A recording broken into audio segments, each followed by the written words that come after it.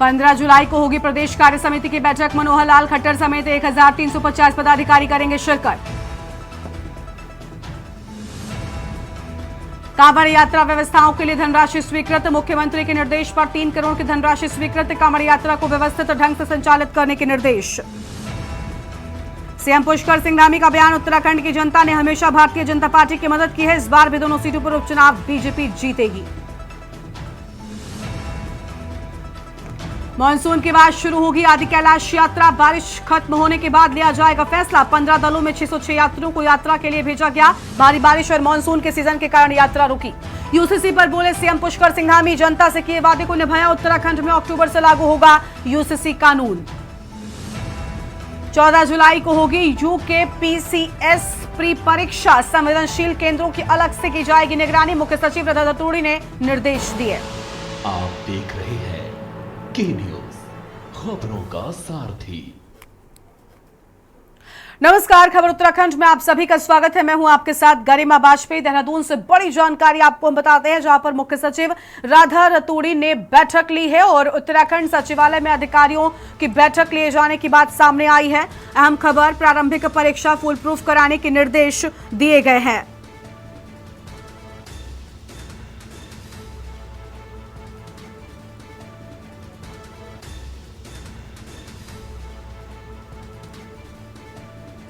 अहम जानकारी आपको हम बता दें, सभी डीएम और पुलिस कप्तानों को निर्देश जारी किए जाने की बात।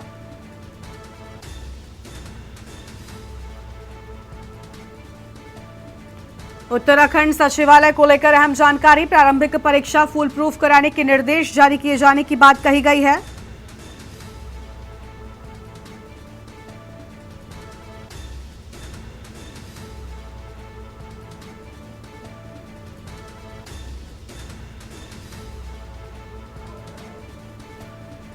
सभी डीएम और पुलिस कप्तानों को निर्देश जारी किए गए हैं।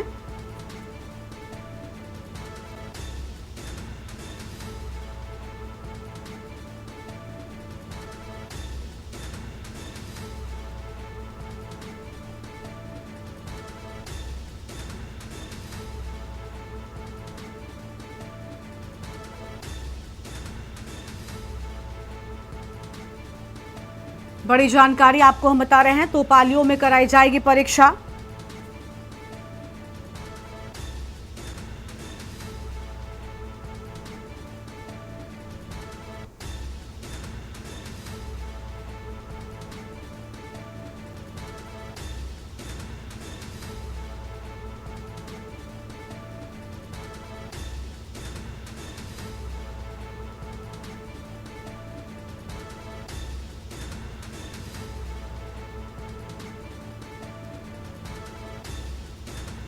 और इसी खबर पर बातचीत के लिए हमारे साथ में हमारे संवाददाता अंकित काला जुड़ चुके हैं। अंकित, पूरी जानकारी क्या है? मुख्य सचिव राधा रतूड़ी की ओर से बैठक ली गई है, बताया जा रहा है।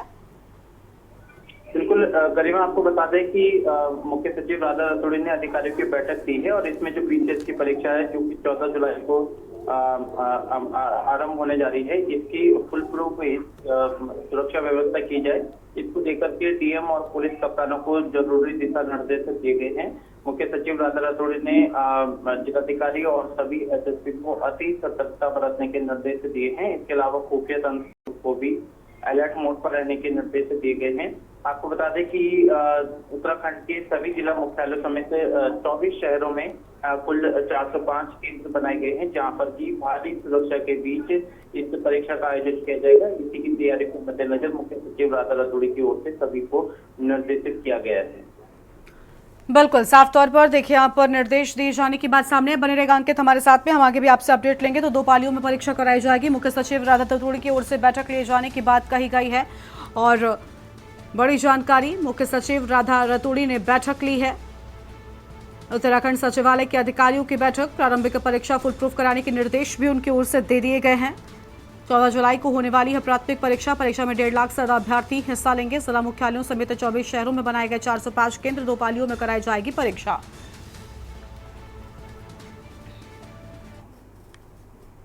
और अगली खबर का रुख कर लेते हैं चमोली से खबर, जहां पैदल यात्रियों के लिए खुला बद्रीनाथ नेशनल हाईवे। पैदल यात्रियों और पोलिंग पार्टियों के लिए हाईवे खुला। एसडीआरएफ जवान मौके पर यात्रियों को रास्ता पार करा रहे पैदल यात्रियों और पोलिंग पार्टियों के लिए हाईवे खुला। बड़ी जानकारी आपको हम बता रहे हैं।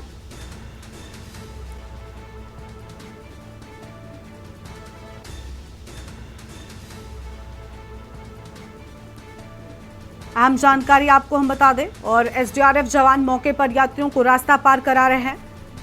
पैदल यात्रियों और पोलिंग पार्टियों के लिए हाईवे खुला।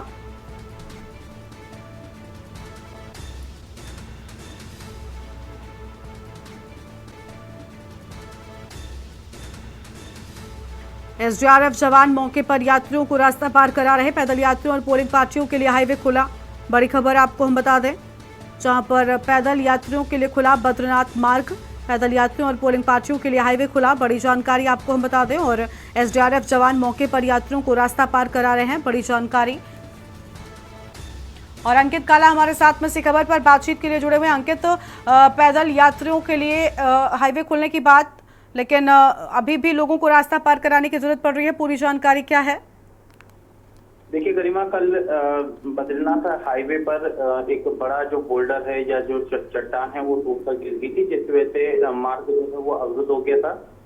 सूचना मिलते ही तमाम जो रेस्क्यू टीम थी वो और जो तमाम अन्य बल थे वो सभी मौके पर पहुंचे थे और लगातार मार्ग को खोलने का प्रयास किया जा रहा है, लेकिन अब तक कई घंटे बीत जाने के बाद भी वो सफलता हाथ नहीं लग पाई है। लेकिन फिलहाल की अगर हम बात करते हैं तो पैदल मार्ग को खोल दिया गया है और एसडीआरएफ की टीम मौके पर है। इसके अलावा जो पिछले 30 से 36 घंटे से जो फंसे हुए इस मार्ग पर फंसे हुए जो यात्री हैं उनके लिए खाने की व्यवस्था की गई है और ऐसा माना जा रहा है कि आज कुछ देर बाद जो है ये वाहनों के लिए भी इस मार्ग को खोल दिया जाएगा। लेकिन फिलहाल की अगर हम बात करते हैं तो एक राहत देने वाली बात यह है कि पैदल मार्ग को खोल दिया गया है और इसके अलावा जो पोलिंग पार्टियां हैं जो वहाँ पे स्थानीय जो लोग हैं उनको फिलहाल पैदल जाने की अनुमति दी गई है और माना जा रहा है कि दोपहर 1 बजे से 2 बजे के बीच में जो वाहनों की आवाजाही है संभवतः वो भी शुरू कर दी जाएगी। इसको लेकर के कार्य बड़ी तेज गति के साथ किया जा रहा है। बिल्कुल, बहुत शुक्रिया आपका हमारे साथ जुड़ने के लिए अंकित और अहम जानकारी के लिए।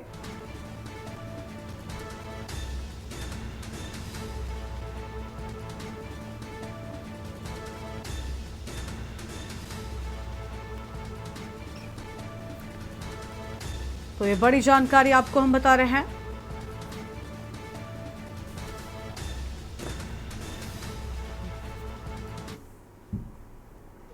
और अगली बड़ी जानकारी आपको उत्तराखंड से बताते हैं। इस बीच बड़ी खबर उपचुनाव से जुड़ी बड़ी जानकारी सामने आई है। उत्तराखंड में 2 सीटों पर उपचुनाव 13 जुलाई को होगी। दोनों ही सीटों की मतगणना 13 जुलाई को नतीजे सामने आ जाएंगे। मंगलौर उपचुनाव की अगर हम बात करें तो 67.5% मतदान, बद्रीनाथ विधानसभा में 50.30% मतदान होने की बात सामने आई थी। बड़ी खबर आपको हम बता रहे हैं।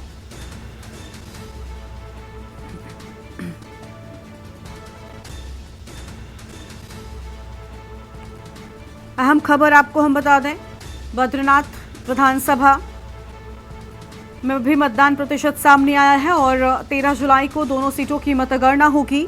अहम खबर, मंगलौर उपचुनाव में 67.5% मतदान पूरा हुआ था।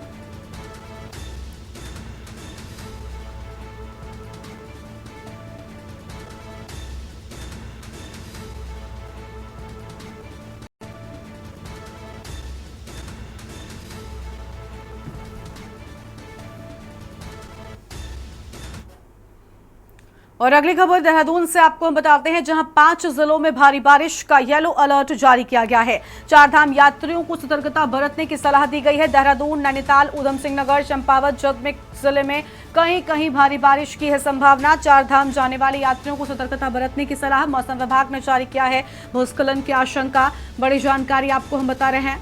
मौसम विभाग की ओर से आशंका और जिले में कहीं कहीं पर भारी बारिश की संभावना। मौसम विभाग की ओर से 4 धाम जाने वाले यात्रियों को सतर्कता बरतने की भी बात कही गई है। मौसम विभाग ने भूस्खलन की आशंका जाहिर की है। फिलहाल ये बड़ी खबर आपको हम बता दें,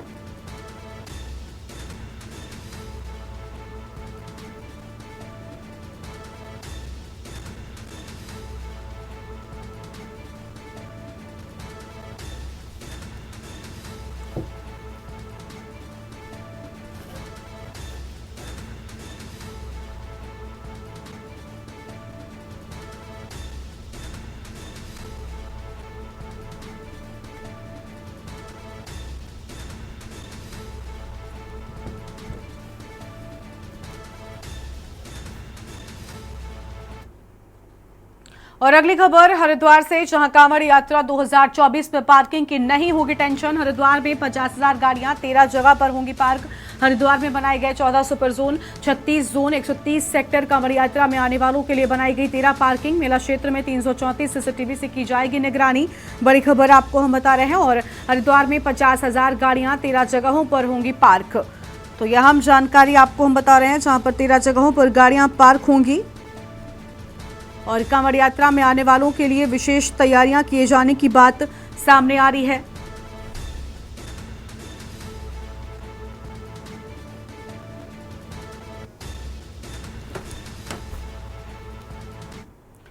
देहरादून से बड़ी खबर, बिजली विभाग में हड़ताल पर 6 महीने तक रोक। बिजली के तीनों निगमों में हड़ताल पर 6 महीने तक रोक। कर्मचारी संगठनों के आंदोलन को देखते हुए ये फैसला लिए जाने की बात और ऊर्जा सचिव आर मीनाक्षी सुंदरम ने आदेश जारी कर दिया है।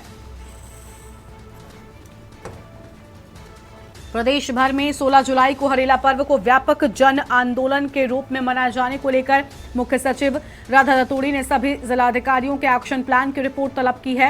उन्होंने जिलाधिकारियों को ठोस एक्शन प्लान पर कार्य करते हुए जनपदों में वृक्षारोपण के लिए लक्ष्य निर्धारित करने के निर्देश भी दे दिए हैं। उन्होंने जिलाधिकारियों को निर्देश दिए हैं कि वृक्षारोपण के लक्ष्य के साथ ही नर्सरी में पर्याप्त संख्या में पौधों की उपलब्धता की सुनिश्चित की जाए। वृक्षारोपण के दौरान छोटी पौध की अपेक्षा 2 वर्ष से अधिक के पौधों को वरीयता दी जाए।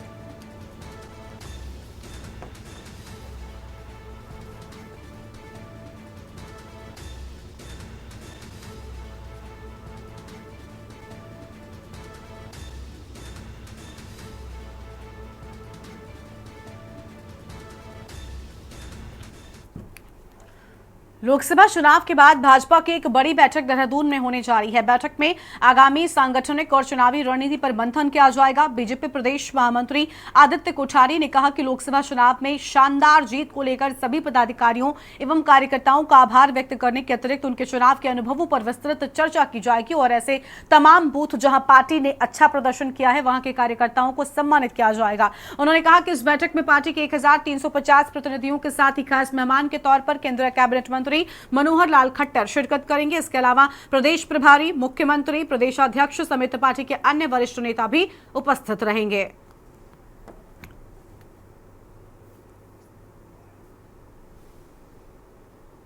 भारतीय जनता पार्टी की प्रदेश कार्यकारिणी की बैठक 15 जुलाई को प्रस्तावित है और लोकसभा चुनाव के बाद होने वाली ये प्रदेश कार्य समिति की बैठक बहुत बड़ी होगी, विस्तृत होगी, जिसमें हमारे मंडल अध्यक्ष स्तर तक के पदाधिकारी इस बैठक में भाग लेंगे। करीब 1350 जनप्रतिनिधि इसमें उपस्थित रहेंगे और हमारे प्रदेश के यशस्वी मुख्यमंत्री आदरणीय पुष्कर सिंह धामी जी, केंद्र में मंत्री और हरियाणा के पूर्व मुख्यमंत्री आदरणीय मनोहर लाल खट्टर जी इसमें विशेष रूप से मुख्य अतिथि रहेंगे। प्रदेश के प्रभारी दुष्यंत कुमार गौतम जी, सह प्रभारी रेखा वर्मा जी इस कार्यक्रम में मार्गदर्शन करेंगे। प्रदेश भर में 16 जुलाई को हरेला पर्व को व्यापक जन आंदोलन के रूप में मनाए जाने को लेकर मुख्य सचिव राधा रतूड़ी ने सभी जिलाधिकारियों से एक्शन प्लान की रिपोर्ट तलब की है। उन्होंने जिलाधिकारियों को ठोस एक्शन प्लान पर कार्य करते हुए जनपद में वृक्षारोपण के लिए लक्ष्य निर्धारित करने के निर्देश भी दे दिए हैं। उन्होंने जिलाधिकारियों को निर्देश दिए हैं कि वृक्षारोपण के लक्ष्य के साथ ही नर्सरी में पर्याप्त संख्या में पौधों की उपलब्धता की सुनिश्चित कर ली जाए और वृक्षारोपण के दौरान छोटी पौध की अपेक्षा 2 वर्ष से अधिक के पौधों को वरीयता दी जाए। लोक निर्माण विभाग द्वारा सड़कों के किनारे क्रैश बैरियर के स्थान पर बांस के पौधों का वृक्षारोपण भी किया जाए।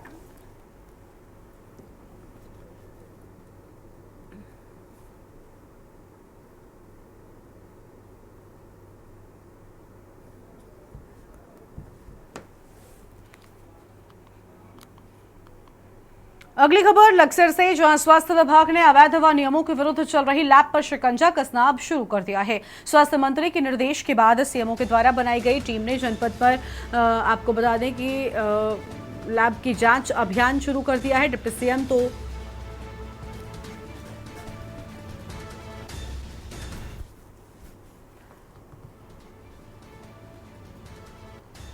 वहीं आपको बता दें कि डिप्टी सीएम तो डॉक्टर अनिल वर्मा ने कहा कि आज लक्सर, रुड़की और कुछ ग्रामीण क्षेत्रों में उनकी टीम ने 5 लैब्स पर छापेमारी कर जांच पड़ताल की। 5 लैब्स नियमों के विरुद्ध से चलती पाई गई। 5 को बंद कर दिया गया है। उनके मालिकों पर विधिवत जुर्माना भी लगा है। उन्होंने जानकारी देते हुए कहा कि अभियान लगातार जारी रहेगा और जनपद घर में जो लाइव बिना नियम कायदों के चल रही है और लोगों के जान से खिलवाड़ कर रही है, ऐसे तमाम लैबों को सीज कर दिया जाएगा।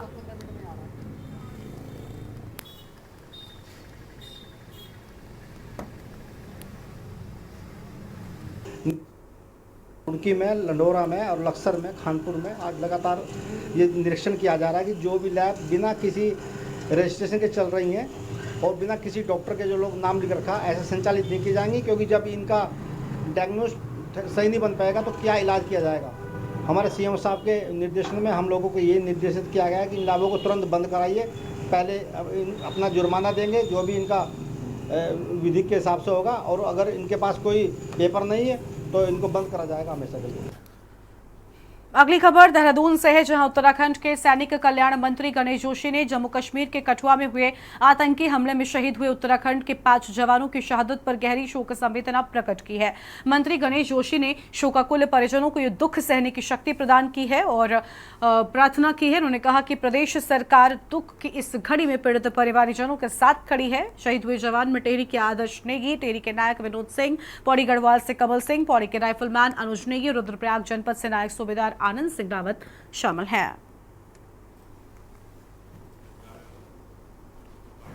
एक बार फिर उत्तराखंड के वीर जवानों ने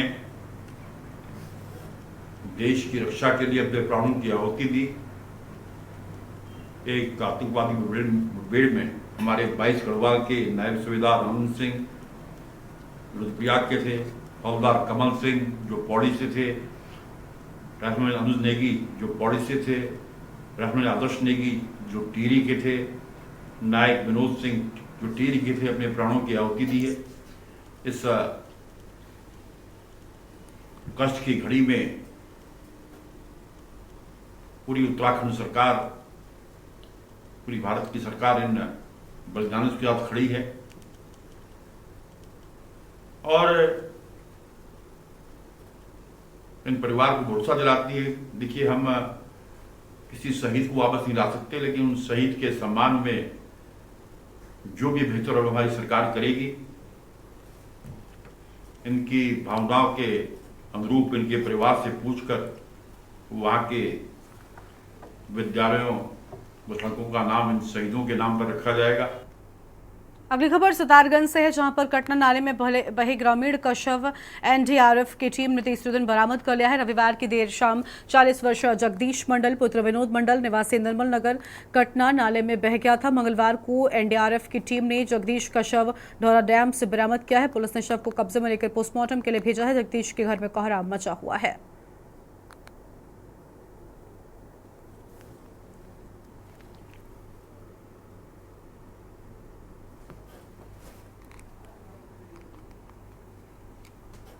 पर्यटक सीजन के दौरान नैनीताल में होने वाली पार्किंग की समस्या को लेकर मेट्रोपोल शत्रु संपत्ति पर राज्य सरकार को पार्किंग बनाए जाने की अनुमति के संबंध में पिछले सप्ताह मुख्यमंत्री धामी द्वारा गृह मंत्री भारत सरकार से नई दिल्ली में अनुरोध किया था, जिसके बाद भारत सरकार और अभिरक्षक की टीम द्वारा नैनीताल स्थित मेट्रोपोल स्थित शत्रु संपत्ति का दौरा किया। जिलाधिकारी वंदना सिंह ने टीम को बताया कि मेट्रोपोल वाले क्षेत्र में पार्किंग बनाने से पर्यटन नगरी में जाम की समस्या का समाधान होगा। डीएम ने भारत सरकार की टीम को जिला प्रशासन द्वारा पार्किंग के लिए विकसित किए जा रहे प्लान से भी अवगत कराया है।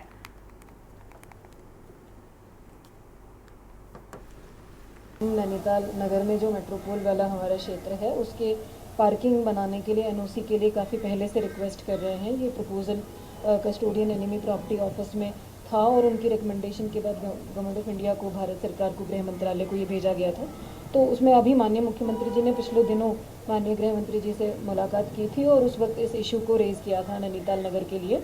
तो आज भारत सरकार से एक टीम और कस्टोडियन एनिमी प्रॉपर्टी की एक टीम यहाँ पर आई थी। उन्होंने पूरा इसका जो फर्दर प्लान है इस एरिया का, जो स्टेट गवर्नमेंट प्रपोज कर रही है पार्किंग का, उसको भी समझा है और जो उनकी क्वेरीज वगैरह थी जिसमें उनको कुछ जानकारी चाहिए थी वो भी डिस्ट्रिक्ट एडमिनिस्ट्रेशन ने प्रोवाइड कराई है। फील्ड का भी उन्होंने इंस्पेक्शन करा है आगे हम लोग यही उम्मीद कर रहे हैं कि जल्दी से जल्दी इसकी एनओसी मिल जाए। यहाँ अभी हम लोगों का प्लान 500 प्लस से ज़्यादा सरफेस पार्किंग का है फर्स्ट फेज़ में। फिर यदि ये प्रॉपर्टी भविष्य में हैंडओवर होती है स्टेट गवर्नमेंट को कम्प्लीटली, तो उसके बाद फिर इस पर मल्टी स्टोरी पर भी विचार करेंगे। नगर में 3 एनिमी प्रॉपर्टीज़ रिकॉर्डेड हैं और कुछ ऐसी है जो आइडेंटिफिकेशन के उसमें चल रही हैं, अभी प्रोसेस में चल रही हैं। नैनीताल रामजे हॉस्पिटल से सटे क्षेत्र में हुए भूस्खलन से स्टाफ क्वार्टर में रह रहे लोगों को खतरा उत्पन्न हो गया है। बारिश थमने के बाद अब क्षेत्र में हो रहे भूस्खलन से सुरक्षा दीवार पूरी तरह से क्षतिग्रस्त हो गई है। मुख्य चिकित्सा अधिकारी डॉक्टर श्वेता भंडारी ने कहा कि बीते दिनों हुई अतिवृष्टि से साल 2022 और 23 में एनटीपीसी द्वारा 29.5 लाख रुपए से बनाई गई सुरक्षा दीवार का एक बड़ा हिस्सा टूटने से नीचे बने रामजे हॉस्पिटल के स्टाफ क्वार्टर को खतरा है, जिसकी सूचना उसके द्वारा लोक निर्माण विभाग के अधिकारियों को दे दी गई है। उन्होंने कहा कि लोक निर्माण विभाग द्वारा उन्हें अवगत कराया गया है कि कार्यदायी संस्था को विभाग द्वारा नोटिस जारी किए गए। मुख्य चिकित्सा अधिकारी ने कहा कि कार्यदायी संस्था को कार्य का 70% भुगतान किया जा चुका है। भूस्खलन की घटना को आपदा प्रबंधन की बैठक में भी रखा जाएगा ताकि हॉस्पिटल के स्टाफ हाउस को बचाने के साथ ही लोगों को सुरक्षित रखा जा सके। ये इस बार जो अतिवृष्टि हुई है हमारे ज़िले में, उसके बाद ये घटना हुई है और ये कुछ माह पूर्व ही पीडब्ल्यूडी द्वारा ये तैयार कराया गया था दीवार का काम। अभी हमने उनके विभाग को जैसे ही ये दीवार गिरी वैसे ही हमने विभाग को सूचित कर दिया पीडब्ल्यूडी को, और उनके द्वारा हमें ये बताया गया कि जो ठेकेदार इसके प्रति जिम्मेदार है उनको नोटिस दिया जा रहा है और जब वर्षा खत्म होने के उपरांत फिर से ये दीवार का कार्य शुरू कराया जाएगा। क्योंकि हमने भी हमारे स्तर पे हम ये कर रहे हैं कि हम इनको पूरी जो धनराशि देनी थी हम उसमें रोक रहे हैं। 70% दी गई है, 30% हम इसमें रोकेंगे ताकि ये कार्य ढंग से हो। जब तक ये कार्य हमको संतुष्टिपूर्वक नहीं होगा उसके बाद ही हम इनको पूरा पैसा रिलीज कराएंगे इनके लिए। इसमें जो इस तरह की घटना भी देखने में आ रही है, इसके लिए मैं आपदा में जो हमारी प्रावधान है आपदा में मैं इस प्रस्ताव को रखूंगी। मेरे परिवार के ऊपर एक जीवी बंद चिकित्सालय के आवासीय परिसर का श्रेणी 1 के कम से कम 16 आवास निर्मित हैं। उसमें से कम 8 परिवार अभी वहाँ निवासित हैं। सन 2022 में भारी वर्षा जब 19 और 20 अक्टूबर को जो आपदा आई थी, उसके बाद वहाँ पे बहुत विशालकाय बोल्डर गिरने शुरू हुए थे। तो उस समय भी विभाग के द्वारा हमारे द्वारा उन उक्त कर्मचारियों को IDH परिसर 1 वहाँ हमारे श्रेणी 2 के 6 आवास रिक्त पड़े। हमने उनको वहाँ शिफ्ट होने के लिए सेमू सर के आदेश पे लेटर इश्यू किए थे। फिर उसके बाद क्या हुआ, हमारे विभागीय बजट से आपदा के अंतर्गत वो पैसा आया था। उस पैसे के अंतर्गत हमने प्रांतीय खंड को कम से कम उस दीवार का सुरक्षा दीवार बनाने के लिए 29,50,000 का एस्टीमेट के आधार पे धनराशि अवमुक्ति की गई थी, जो अभी विगत ही 2 माह पूर्व ही उनके द्वारा कार्य पूर्ण करते हुए हमें यहाँ उपयोगिता प्रमाण पत्र प्रेषित किया गया था। उत्तराखंड के मौसम को लेकर मौसम निदेशक विक्रम सिंह ने कहा कि इस सप्ताह सामान्य रेनफॉल एक्टिविटी देखने को मिलेगी। साथ ही उन्होंने आगे कहा कि 11 और 12 जुलाई को भारी बारिश 1-2 जगह देखने को मिल सकती है, जो कि देहरादून, टिहरी, पौड़ी और कुमाऊं रीजन में देखें तो नैनीताल, चंपावत, उधम सिंह नगर में भारी बारिश हो सकती है, लेकिन इसको सामान्य रेनफॉल एक्टिविटी के रूप में रखा गया है। और साथ ही उन्होंने 13, 14 और 15 तारीख में नॉर्मल रेनफॉल एक्टिविटी रहेगी, लेकिन इंटेंस रेनफॉल एक्टिविटी के चलते येलो अलर्ट रखा गया है, जो कि सामान्य एक्टिविटी में रखा जाता है। और साथ ही उन्होंने आगे कहा कि जो लोग आवाजाही कर रहे हैं तो वो मौसम की जानकारी लेकर करें, और यदि इंटेंस रेनफॉल एक्टिविटी होती है तो नदी नालों के किनारे ना रहें और कहीं महफूज जगह पर रहें।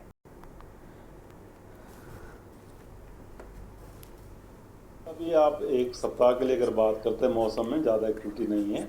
सामान्य के आसपास की एक्टिविटी आप कह सकते हैं, सामान्य से कम। बल्कि सामान्य के लिए अगर बात करूं तो 11 और 12 जुलाई को जो है उत्तराखंड में सामान्य के आसपास बारिश मिलनी चाहिए।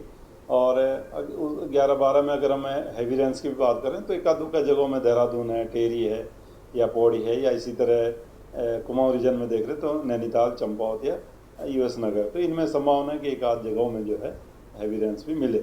लेकिन ठीक है, ये सामान्य के आसपास ही चीज़ें रहेंगी। मैं ये कहूँगा 11 और 12 में। 13, 14 या 15, 16 तक में जाएँ आगे देखें तो उसमें जो ज़्यादा एक्टिविटी नहीं है। आप ये कह सकते हैं लाइट से मॉडरेट रेंस रहेंगी। हाँ, ये कि जो वार्निंग वाली बात करें तो उसमें येलो, उसमें जो है जो इंटेंस स्पेल वगैरह है उसके लिए वो रखा गया, क्योंकि देखा जा रहा है कि इक्का दुक्का जगहों में ऐसा मिल ही जा रहा है कि 3-4 सेंटीमीटर रेंज जो है विद इन आवर जो है वो मिल जाती है। तो उससे भी छोटी मोटी जो दिक्कतें हैं वो होती है कहीं ना कहीं। तो यही मैंने कहा है कि जो है अभी अगर 5 से 6 दिन की बारिश बात करें ओवरऑल तो जो मौसम की एक्टिविटी सामान्य या सामान्य से कम रहने वाली है। और उत्तराखंड की खबरों में फिलहाल इतना ही। तमाम खबरों के लिए आप देखते रहिए के न्यूज़ इंडिया। नमस्कार। आप देख रहे हैं के न्यूज़, खबरों का सारथी।